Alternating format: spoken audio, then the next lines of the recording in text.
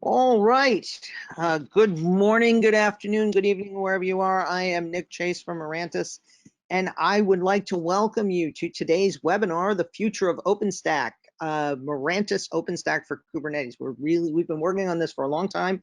We're very excited about it, and personally, I think the technology is just flipping cool. Let me introduce you to today's presenters.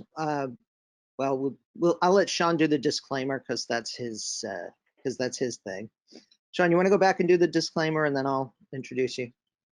Sure. Our legal team requires that we put the disclaimer up. It's really just everything we're showing you is informational. There's a lot more depth behind it.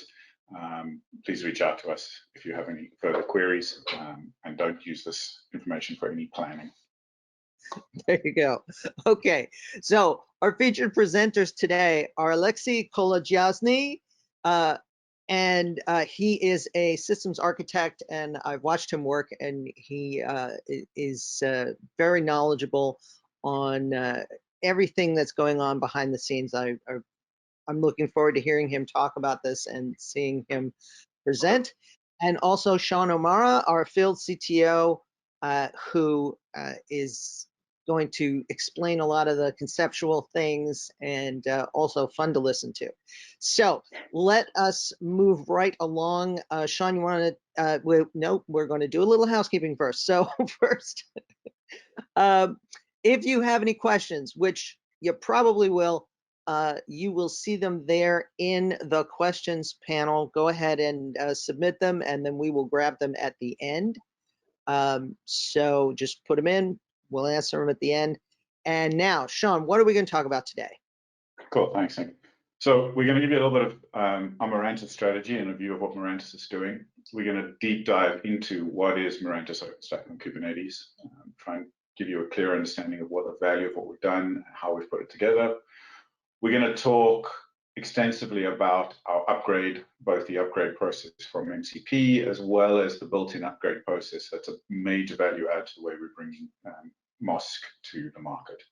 And then Alexei is going to show us a live upgrade of a MOSK system going from one OpenStack version to another, which is very cool and really shows you the power of the work that's been done by the engineering team.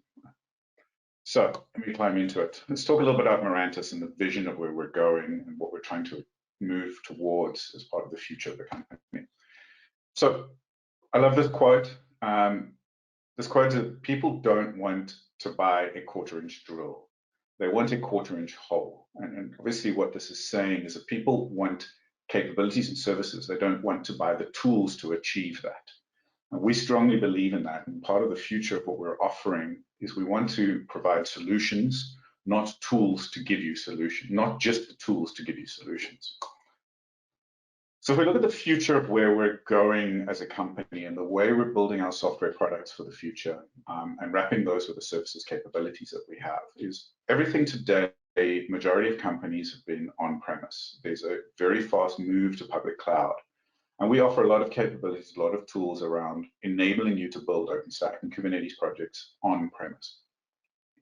We're moving towards a cloud offering, to at least a cloud-like offering. And we're doing this through the delivery of providing you with as-a-service type capabilities and being able to give you guaranteed outcomes. And those guaranteed outcomes ensure that you can place reliance on the systems that you're running. You know what the performance criteria is going to achieve. You know how the systems are going to work. You know that things like automated upgrades are going to be there and will enable you to continuously move forward. The second area, we want to be efficient, both cost efficient as well as resource efficient, and be able to give you the cloud capabilities and the platform capabilities consistently across this multi-cloud, this multiverse of systems, whether it is on-premise or in the public cloud or on a private cloud offering that you may already have. These outcomes and the distributed cloud platforms, obviously security is a major and critical component of that. And I'll unpack security further as we go and we talk a little bit more about how we're doing things. But we have to ensure that when we're distributing capabilities across this multi-cloud platform, that we have security in mind and everything is secure by default. And then we want to leverage this massive ecosystem of cloud native innovation and constantly be bringing new capabilities and new ways to help your business achieve its goals. And this is being wrapped up into our strategy of cloud everywhere as a service. So the question would be, how are we actually getting to that? And to do that, we have set ourselves 3 core pillars that we're building our products on top of. The first of them is choice. What we're saying is we want to give you the choice of underlying infrastructure platform. We want to give you the choice of tools that you run on top of those platforms, whether it is your CI/CD tooling, your security analysis tooling, or just the way you build applications. You should be free to choose.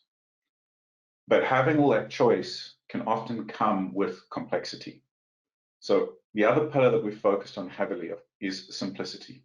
It's bringing that simplicity of use, bringing consistent capabilities, consistent platforms across this world of choice, so that from a developer perspective, from a consumer perspective, your environments are easy to run your applications on, and it doesn't matter what the underlying infrastructure is or what tools you choose to use.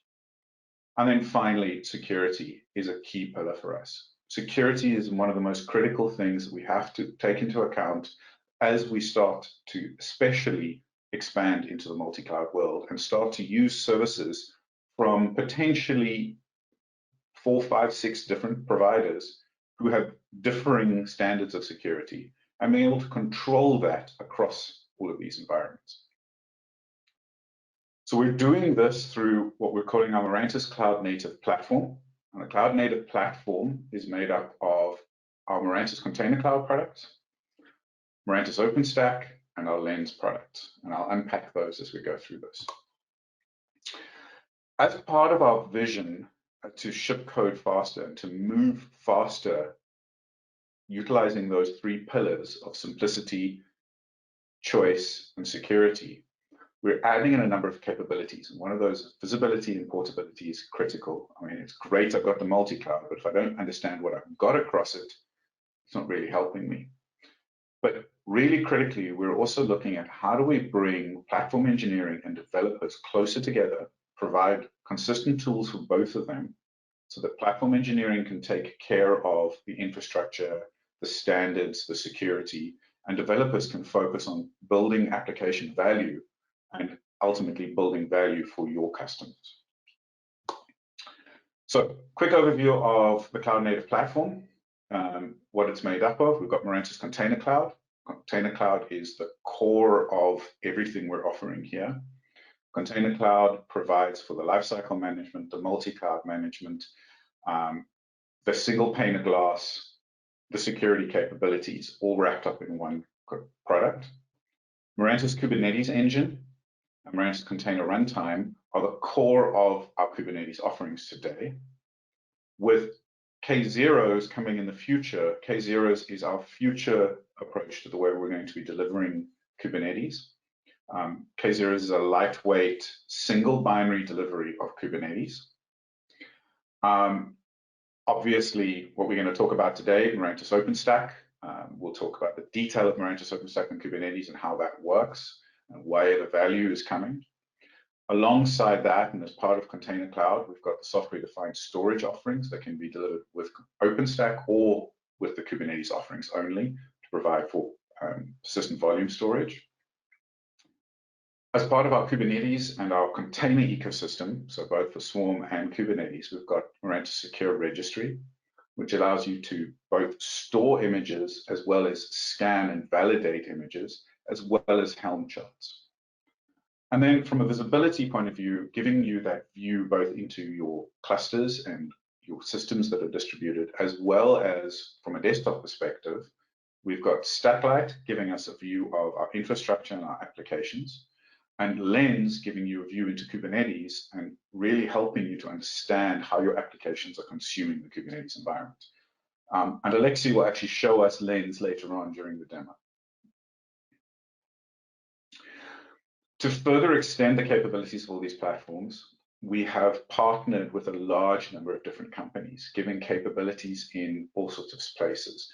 really ensuring that it's much easier for you to integrate into your environments and to also leverage the investments you may already have in infrastructure.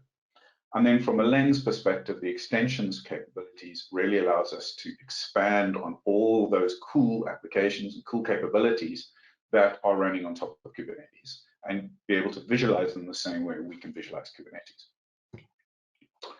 So let's talk a little bit about Container Cloud and this vision we have of the future of Container Cloud everywhere, as well as your cloud everywhere. So the heart of all of this, as I've said, is Mirantis Container Cloud. Container Cloud provides us two paths. The core of that is containerization, obviously through Kubernetes. And that is either the Mirantis Kubernetes engine or K0s, and allows us to address a large number of different use cases. Everything from your obvious enterprise Kubernetes basic type applications to more complex applications. IoT use cases through K0s, being able to manage small devices, highly distributed, or even industrial IoT with lots of devices in a small space. 5G and Edge, we're working heavily on the future of how do we enable Kubernetes and support the 5G and Edge market effectively. Because of our security focus, because of the work we've put in to ensure we have things like FIPS 140-2 and now going to 140-3 certification, regulated industries that have specific security requirements, as well as specific setup and offline requirements, and a number of other use cases.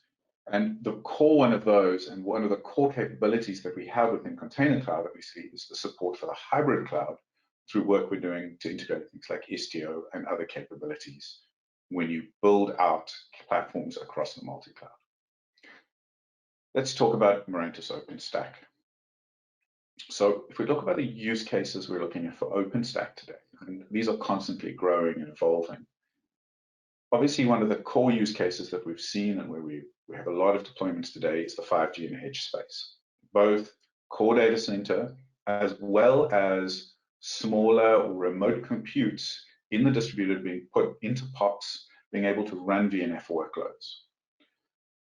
A lot of infrastructure as code or traditional data center running various types of applications to start taking the data center and really abstracting the complexity of the data center behind a standardized set of APIs.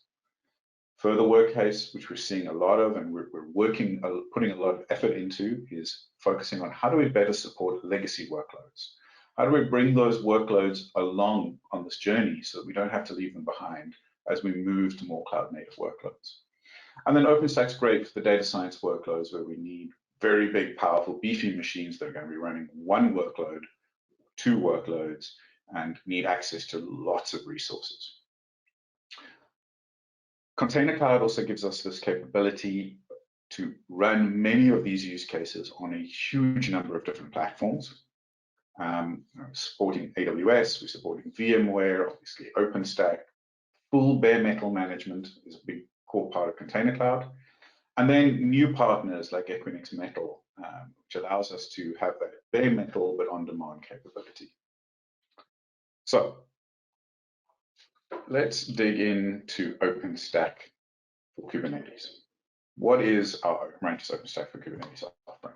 So we're focused on this services that enable speed. So what is the goal here? Well, we want to stick with the self-service and open APIs. We want to standardize the orchestration, both of how you build applications, but also that underlying infrastructure. We're abstracting infrastructure so you can more easily build your virtualization, use those platforms, and you can run either traditional VM workloads or even put Kubernetes workloads in VMs on top of the OpenStack. One of the big powers that our OpenStack offering obviously is really strong workload isolation, being able to have multi-tenant environments that can utilize the same infrastructure resources, but really isolate those workloads effectively. And then we want to ensure that we constantly provide clear transparency, but coupled with control of what that environment is capable of, what the resources are available, and how you can use those resources and give access to people so that you don't have to have an administrative layer between your developers, your content creators, and your infrastructure. We support virtual machines. We can do bare metal on demand. We can do very complex network services, create networking models, virtualized networking models, as well as a huge number of storage services. And the key projects that we support are there. These are the core projects that are part of our OpenStack offerings. So we've got Keystone for identity, Glance for image management. Nova is the core of the virtualization and the metal management. Cinder gives us that block storage, Neutron, and all of the others. A couple of ones I'll pick out is designators built in, as well as the load balancing from Octavia, as well as the Barbican for secrets management, which is a big part of being able to provide that security layer. So let me unpack it and under the hood so we can really get a view of how we pull this together. So as I've said, the heart of the system and the heart of the whole management layer within Mirantis OpenStack for Kubernetes is Mirantis Container Cloud. Mirantis Container Cloud provides for that bare metal management, so all of the initial management and setup of the underlying bare metal infrastructure. It provides for the host OS management, as well as the day two operations for the host OS, everything from configuration management to upgrades and updates, to patching, anything else that's necessary to keep those host OSs current and secure. And then, of course, the deployment of the Kubernetes cluster on top of that underlying infrastructure. So if we look at the stack, we've got our compute, storage, and networking, which could have, there are a huge number of choices, everything from your bare metal, traditional systems using purely open source, to being able to utilize a large number of current storage systems that we're finding in data centers.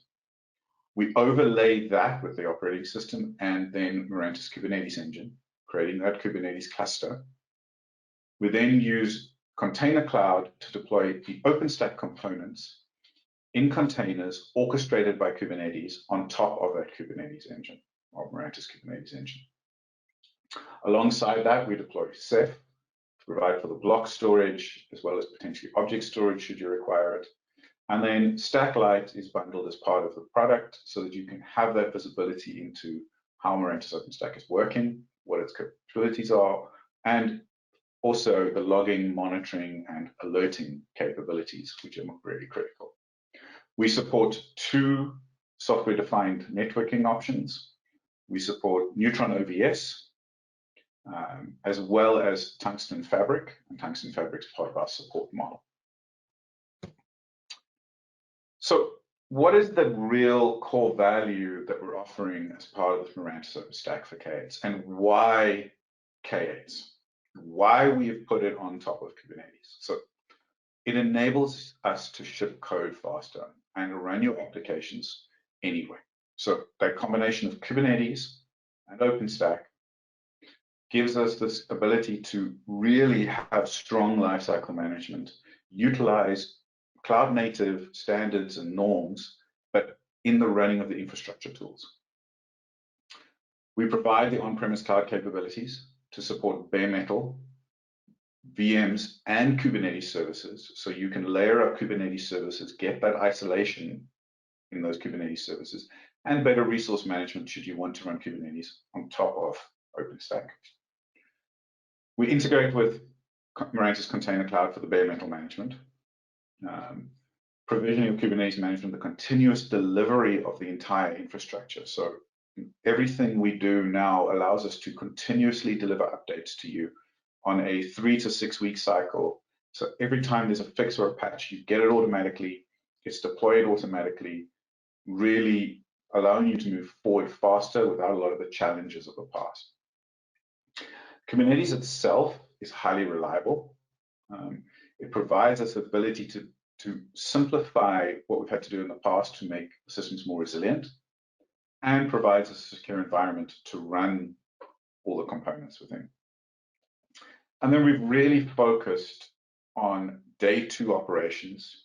So day 1 operations, we're able to build clusters in hours, and we're able to manage and update clusters in minutes now, and provide those deep insights around the operations teams so that they can really understand how their systems are running.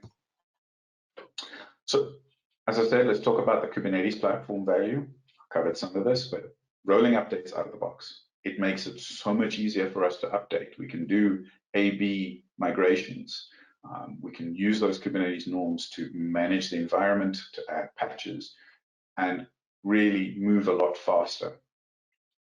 We're leveraging the Kubernetes capabilities to be more reliable, to provide for self-healing at that infrastructure level, and to support auto-scaling of the services components so that, should we need more API capabilities, we can auto-scale those API capabilities.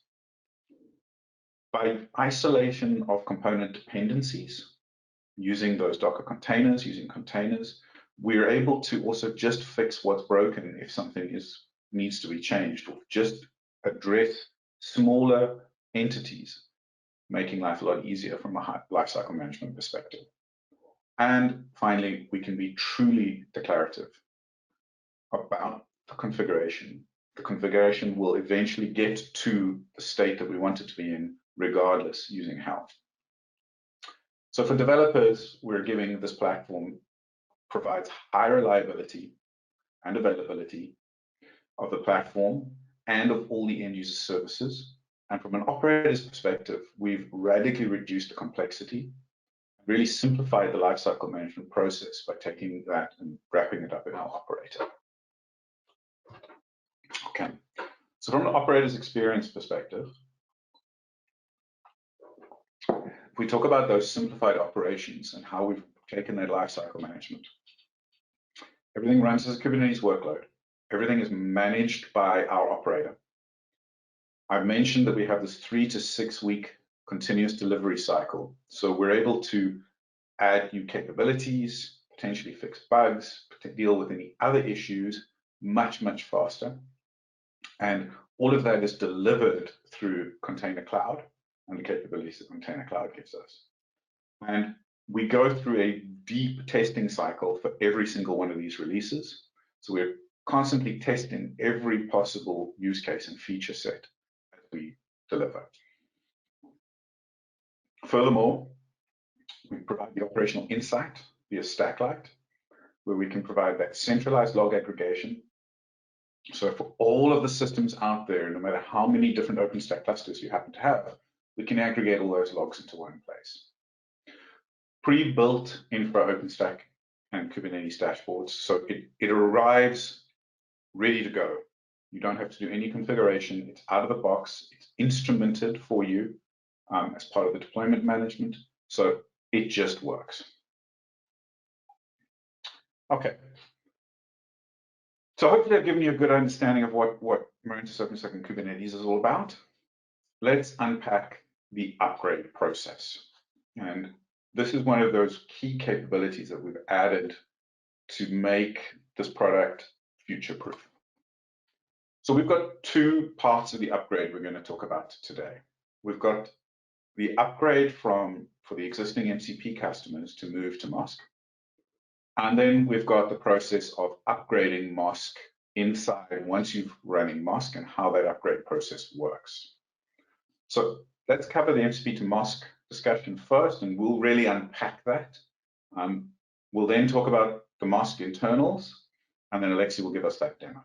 So today, everybody is running MCP, is using Drivetrain for the lifecycle management. Obviously, as part of that upgrade process, we need to move from Drivetrain to Container Cloud, and we need to move from the current Queen's releases to Usuri, or whatever the latest OpenStack releases.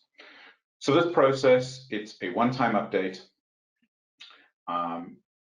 It leverages the MOSK upgrade process, which we will talk about, and it's run as a project, and I'll unpack that a little bit further. Let's talk about the MOSK upgrade. So built into the MOSK controller is this update capability that allows us to either update within a specific OpenStack version, or, and we use the same terminology, update, to upgrade across OpenStack versions. So, from U to V, Usuri to Victoria, and beyond. So this is driven by our continuous updates model. All the updates are pulled from Mirantis into Container Cloud, and Container Cloud then presents them to the operator. it allows us to do in-place zero-time downtime updates. We've had proof cases that show we've lost 2 or 3 packets during a update of a network capability on a properly spec'd environment. As I've said, Container Cloud manages that full infrastructure for us, so everything from the underlying hardware all the way up the stack. And then the OpenStack controller allows for the management of everything from that's OpenStack related, including the update and upgrade process. And I'll unpack that further. So what does a MOSK in-place upgrade look like? So, and Alexi will really show you what this looks like, but what happens is you as an operator will go in and you will initiate the upgrade by simply changing the version, by telling us which version you want to run. We then go through a process where the OpenStack environment is fully validated. We check that everything's good before we start to make sure that there are no problems that are going to rear their head during the upgrade. We then update the OpenStack services themselves, so the control plane services. And again, we do a validation. Is the service running? Is the service happy? We then run the database migration. And we do this one service at a time in a very specific order. As soon as that database migration is completed and we're ready to go, we switch out the API image. So we use Kubernetes to make that switch. So we change the API image, the Kubernetes image within the service API, and Kubernetes then goes ahead and restarts the pod for us. We wait for those pods to update, and we then upgrade any of the dependent service components, whether it could be, for Nova, it could be the schedulers and various other service components. And then once again, validate the service. Make sure that the service is good and running as expected. And this is done for each one of the API services and their dependencies, one by one, in a very specific order. For the compute nodes, we, depending on the type of update, whether it's going to impact the compute node or not, we will migrate the instances. So we'll do a live migration to move the instances off the node. We'll then go through the process of updating those images for the various services. So for example, Nova Compute, libvirt, and OVS. We'll remove the old versions of the pods, validate that the new pods are spawning correctly, and I have started up, and then validate that that new, essentially new node has properly registered itself back via OpenStack management. Now, that process that I've described really is for when a node needs a complete update. For when it's minor component updates that wouldn't have an impact on the running workloads, it's much simpler, much faster, and there'll be no migration of workload, as it's not necessary. And at the end of that process is a full validation, again, of the environment to make sure everything is still healthy and everybody's happy. Now, this happens really fast, and Alexi will show you. We're talking an update of an environment in 40-odd minutes with no downtime, no impact. All right, so what I'm sure many people are interested in is how are we going to take you from MCP and your MCP environments up to MOSK. So to describe that process, we put together a fairly nifty little graphic here, which will talk you through the process, but let me just quickly go. We start by deploying a new Container Cloud instance. That Container Cloud instance then allows us to deploy a new OpenStack control plane, which we then migrate the control plane off the old compute nodes. Then, with an additional compute node, we start to live migrate the workloads and then leapfrog your existing nodes one at a time, moving the workloads into it so that we essentially shift everything sideways, reutilizing the same hardware, and then recover the old OpenStack control plane and the old LCM components, which you can then reuse. What is finally done is that migration is done using from MCP queens to a MOSK queens base. And then in place, we use the MOSK capabilities to step through the various releases. So queens to Rocky to Stein, and all the way up through to Ussuri, which is the latest release at the moment, Victoria coming soon. from an overview of the project. So first thing I want to mention is we run this as a project. There is a small impact on your workloads whilst we're actually doing this, and I'll explain that in a second.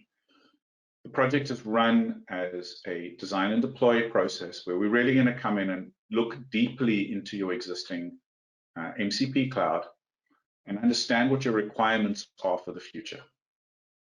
We then spend a lot of time with the MCP cloud to see if there have been any customizations, anything that we need to be aware of before we start the migration, potentially either take any customizations out or add them into MOSK as necessary. Then we're going to take a deep view of your workloads. We need to understand the workloads. We need to understand if those workloads are going to be able to be live migrated. We need to understand if potentially we could cold migrate some of those workloads. We need to understand things like how you store your workloads today, whether they're on shared storage in the form of Ceph or some other system. The next stage, which is stage 4 here, is low impact. There'll be a little bit of API downtime, less than an hour, whilst we move from the control plane that is managed or was originally managed by Drivetrain into a new control plane running on MOSK, managed by Container Cloud and the OpenStack Operator. That phase is low impact. It takes a few days, but there's almost no downtime just because we try to do things very carefully to ensure that there are issues. Now comes the high impact. This is the point where we can no longer roll back. And this is where we start migrating the workloads. What happens, as I said previously, is we start with a seed node. We do a live migrate wherever possible. Of course, if that hardware is different, it'll make it very difficult to live migrate. Or if your workloads support it, we'll do a cold migrate, which is essentially a reboot of the workloads on the new environment. And we go through that leapfrogging process where we prepare a new node, empty a node, move the workloads, and one at a time, maximum of about 5 at a time can be done. Once that full workload has been moved across, everything's validated as part of the workload moves, node at a time, and we do need help from the workload owners to help validate their workloads at this stage. We then go through a final verification phase where we double check that everything's healthy and that we've got enough resources within the environment. And then we'll start the in-place upgrades of OpenStack. That's the final stage. And this project can take anything from 6 weeks, depending on the number of nodes, and also how fast we can move those workloads. So there are a couple of prerequisites as part of this upgrade. And just to say, as part of this process, we will sit down with you. We'll go through a very deep consultative process to really make you fully understand and to make sure that we fully understand any changes you have in your environments. Right now, we're focused on the baseline use case with a generic infrastructure as a service model. We're constantly adding new capabilities to this. You do need to be on the latest release of MCP. It will be a requirement just because we need queens to queens, and we need those capabilities. Right now, we're supporting the Neutron and Open vSwitch. Those of you who are running Tungsten Fabric, it's coming soon. We support both Nova Root ephemeral storage, local storage, or Ceph storage for your ephemeral storage migrations. Cinderglance, we support the Ceph backend or any other backend that is coming. And multiple, as part of your environment verification, we need you to have some free space so that we've got some way to do that staggering of nodes. We also need a number of additional nodes to get started. So we need 3 new nodes for that new control plane. And obviously that's scoped depending on the size of the cluster. We need at least 1 new compute node, depending on the number of host aggregates you're running. We need 3 nodes for that new Kubernetes cluster management. We need 3 new nodes to run Container Cloud on. Now, you'll recover all the nodes that were running Drivetrain and the previous OpenStack control plane, so that's offset against that. Okay, So I hope I've given you a good view on how this process works. I'm going to hand over to my colleague so he can show us it actually working. All yours, Alexei. Thank you very much, Sean. Okay, so today's demo, I would like to show you the upgrade process of the Mirantis OpenStack for Kubernetes from Missouri to Victoria release. And I would like to show this on our TryMOS environment, which is all-in-one QCO image that can be run on public or private clouds and intended to provide a lightweight installation of OpenStack on Kubernetes for hands-on experience and showcases. And the point here that it will become available for download already this week. So you will be able to download it and install in your environment and play with it. And if you will, do the same actions that I will show you today. As Sean described, it's very easy to operate with the MOS. And we tried to hide all the moving parts under the hood into the logic and give the operator only configuration files, the so-called custom resources that can be changed in order to bring the changes into the environment. So all the logic is hidden in the OpenStack controller that oversees the so-called OSDPL, OpenStack Deployment Custom Resource, that contains a lot of configuration variables that can be changed by the operator. For today's particular demo, I will change the OSDPL custom resource by declaring in the line of the OpenStack version that I would like to see this entire environment, not Ussuri, but Victoria. So let me show how it is in practice. Here I have Lens. Lens is our IDE for Kubernetes. It's very convenient to see how your environment behaves, to check the nodes, custom resources, pods, and so on. So at the left, I have the list of environments, and I need only one now, which is currently Ussuri. And it's in okay state, no problems there. What I need to do is to go to the custom resources and find here the definitions and find the OpenStack deployments. You can also do this through the console, but for the sake of demo, I will do this through the Lens. It's also very convenient as well.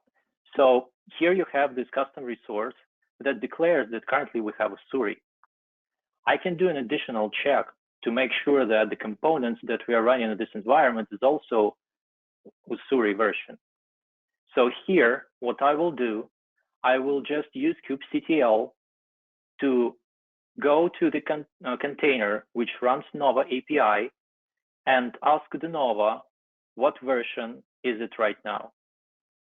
By running this command, I will see the response in a few seconds, which will say that the version is 21 dot something, which corresponds to the code tag for Ussuri OpenStack. Now, I will try to do the change for this environment. I will go to this resource and will simply edit it. I will do this a bit larger. So here are a lot of descriptions in YAML file that provides the configuration of this current cluster. I will do search and will find the OpenStack version which declares that currently I have Ussuri, and I will change it to Victoria. Also, the controller has the built-in spell checker, and it will check whether I did some mistake or not to give me a possibility to break the environment. So I will intentionally do the mistake here and will try to save the resource, and it will throw me an error in a few seconds. Yeah, it states that I made a mistake here and the supported values of the OpenStack versions are only the following. So just not to do the same mistake once again, I will delete all what I wrote and will simply copy paste the correct version of the OpenStack. And now when I will push save, everything should be okay.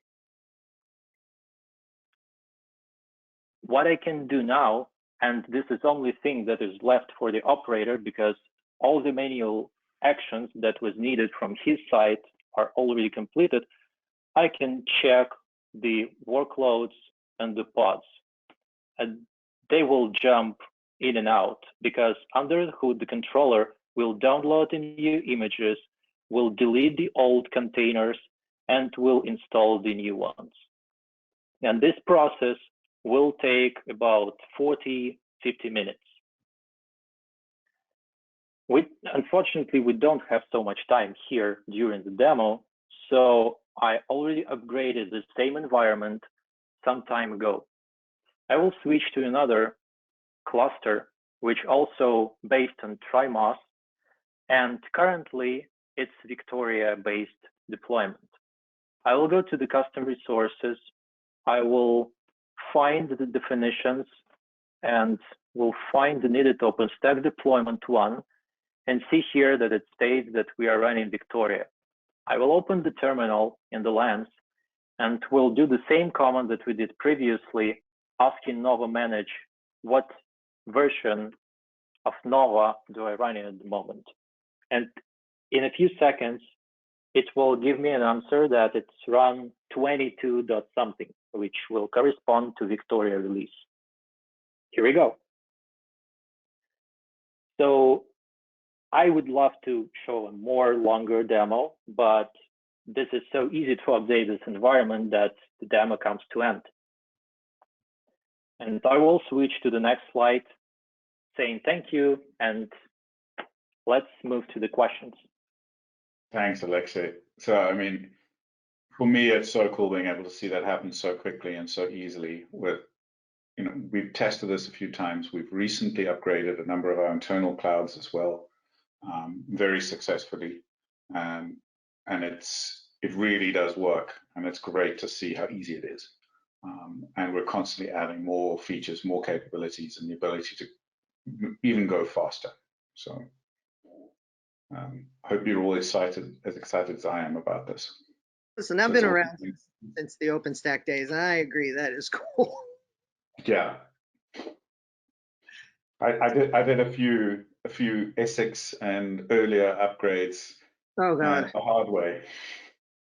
Yes, we're all having a little bit of OpenStack PTSD. OpenStack is wonderful, we love it, but upgrading can be a nightmare. So, all right, so let's jump into the questions here. If you have any questions, please go ahead and put them in the questions pane here. And I will start with one for you, Sean. Is Stacklight monitoring extendable by the operators, or is it immutable and delivered as part of your updates only? No, it's completely extendable by the operators. We will send out updates if we see new dashboards and new capabilities that we think are necessary. But from an operator perspective, you can create your own dashboards, you can create your own alerts. It's completely customizable. All right, excellent. What is the release lifecycle and support of K0s versions? Could we expect new I don't know if this meant to be K0s or K8s versions. Could we expect new releases available soon? I think it's meant to be K8s.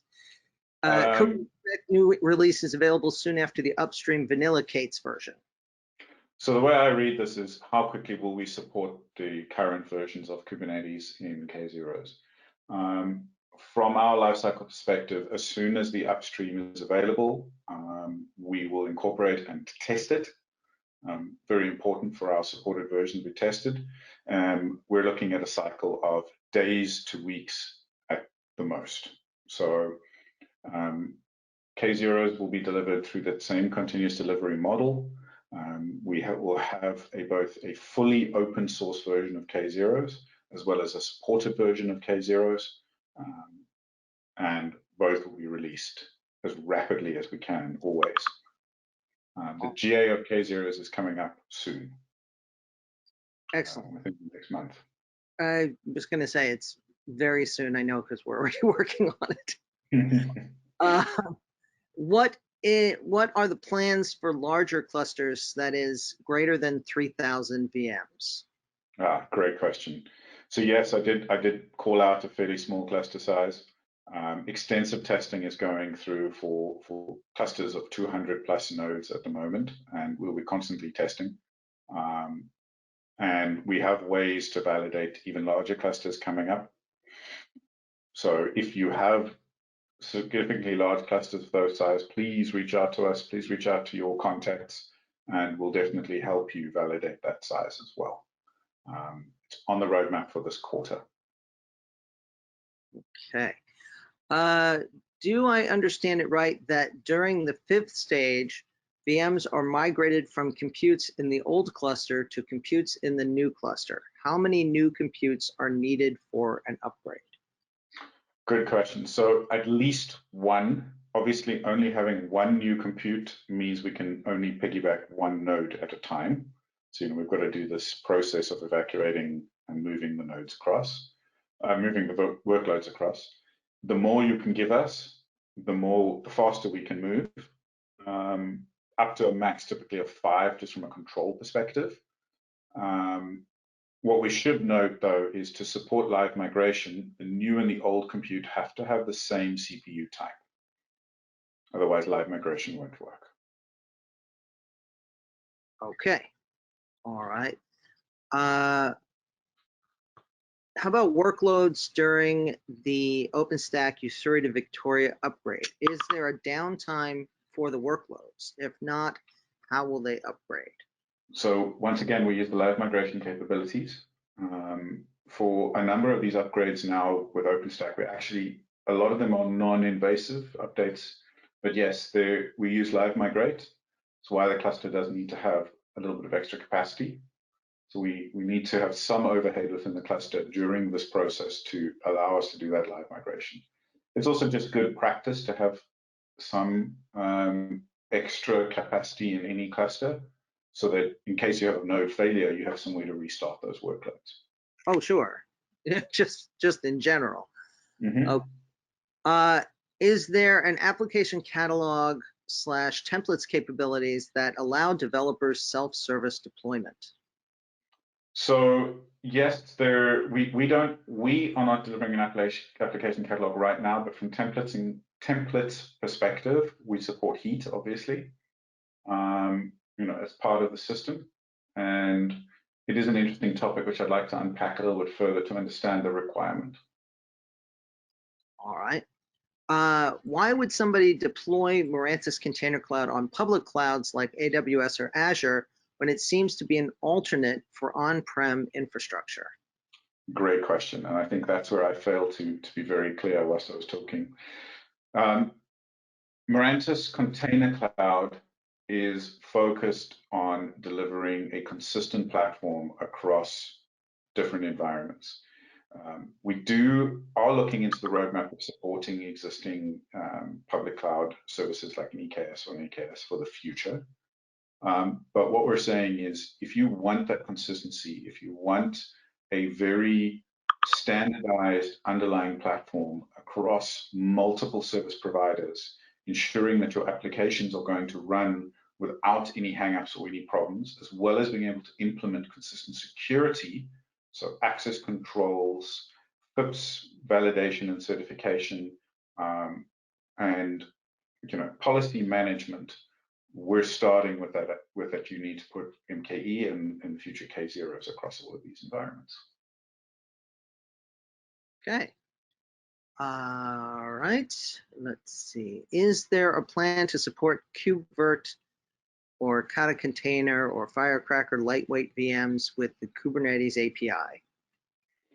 So yes, within K0s, we're looking into the capabilities for that. We haven't announced anything. We do have a backlog item to discuss that further. If the person who asked that question would like to reach out to me, I would love to discuss your requirements around that and what capabilities you'd like to see with more depth. In fact, I'll put you in touch with a product manager for that. We see it as necessary. We just want to understand the requirements better. All right. By the way, I believe there is a link to download the slides in the chat if people are looking for that. I could be wrong. All right. Let's see what we have here.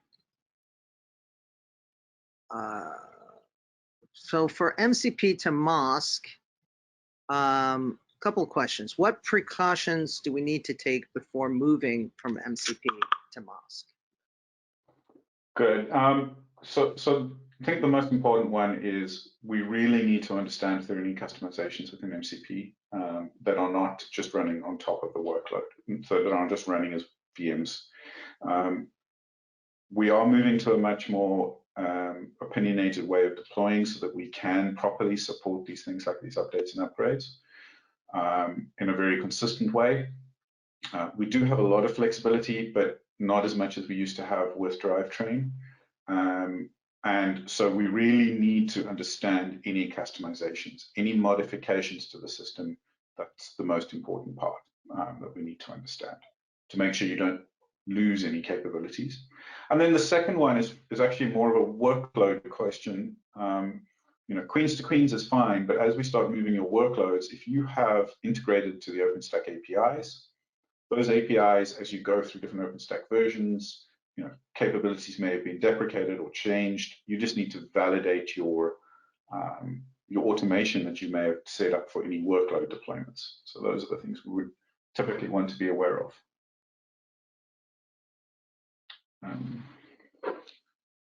All right. Let's see what else we've got here. Can we upgrade storage, as in like Ceph, the same as OpenStack? So we do them as two separate parts, but yes, we trying not to change too many things at the same time. But yes, we do, so that you will have that. But obviously, we'll do Ceph after the OpenStack to ensure that we don't lose anything in the process. Chicken. Okay. Let's see. MCP to MOSK migrating requires at least one new hardware. I assume they need one new node. How about storage nodes? No. So I don't know the full details about how the storage upgrade is going to be managed right now. Definitely happy to unpack that a bit more with a bit more detail as part of that discussion around upgrading your environment. But no, you shouldn't need additional storage nodes because of the way Ceph works, and we're able to upgrade Ceph in place. Okay, excellent. All right. What about additional services offerings apart from infrastructure as a service? Okay, so I'm assuming that question is around additional capabilities, OpenStack services. We do have some planned. We have things like when you do an updated roadmap session with us, we'll talk about some of those that are coming. Later in the year, we're looking at things like database as a service. We're looking at some additional networking services. We actually have more OpenStack services right now than the ones I showed you on that list.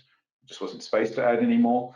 And again, if there are services that you feel are important, that are critical to the operating in your environments, please talk to us and we'll discuss them or work with you and show you how you could implement those yourself. All right. Can we integrate infrastructure alerts from Stacklight directly with ticketing systems? So if I understand the question correctly, you're asking if we can push alerts from Stacklight into existing ticketing systems. Absolutely. You could create a alerter forwarder that will push those alerts for you, and they'll be dropped into the ticketing system.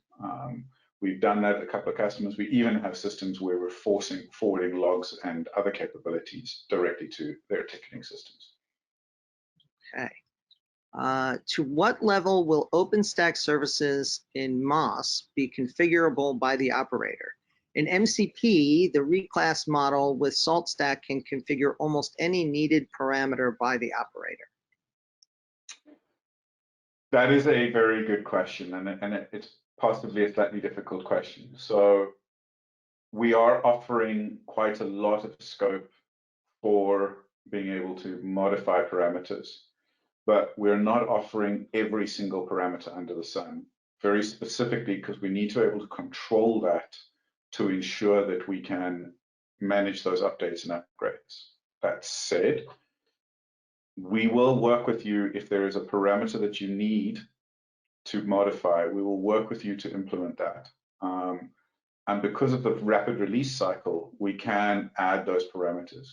So far, with a lot of the work that's being done by the product management team and the consulting team, of which Alexi is part of, Artem and Alexi and the team will discuss those parameters with you in depth as part of the upgrade process.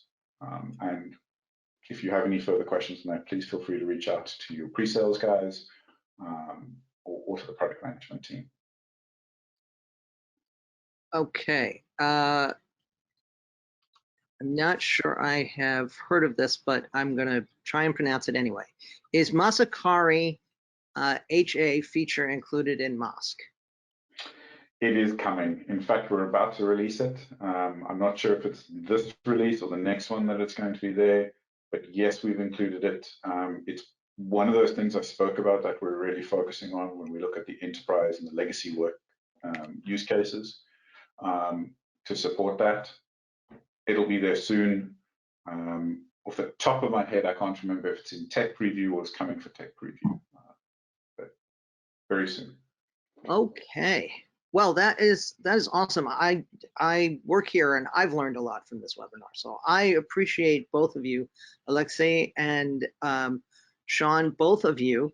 I want to thank you all very much. We're out of time. So I want to thank the two of you and also our super producer, Michelle Yakura, without whom we could never make this work. And also all of you, we know that you're very busy and we really appreciate you spending time here with us today. TryMOS will be available soon, like you said, we said earlier, so you can try it out yourself, and we look forward to seeing your feedback on it. And that is it for today. So thank you all very much for joining us, and we will see you next time. Thank you, everybody. Bye-bye. Thank you. Bye.